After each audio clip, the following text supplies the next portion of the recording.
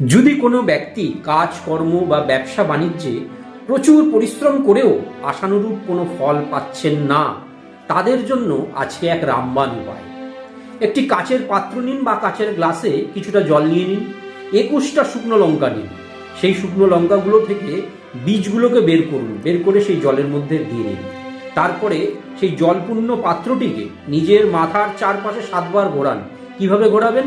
ঘড়ির কাঁটা যেভাবে ঘোরে তার বিপরীতভাবে, অর্থাৎ অ্যান্টি ক্লকওয়াইজ ঘোরাবেন। ঘুরিয়ে সেই জলটিকে গৃহের বাইরে নিয়ে গিয়ে কোথাও ফেলবেন। এই উপায়টি কখন কখন করবেন? মঙ্গলবার বা শনিবার দিন সূর্যাস্তের পরে, বা আপনারা কিন্তু শোবার আগেও এই উপায়টি করে তারপরে শুতে যেতে পারেন। তবে এই উপায়টি কিন্তু আপনাদের টানা 4 সপ্তাহ করতে হবে। দেখবেন এতে করে আপনাদের কাজ কর্ম ব্যবসা বাণিজ্যে এক আশ্চর্য রকমের সফলতা আসবে, গতি আসবে। নমস্কার।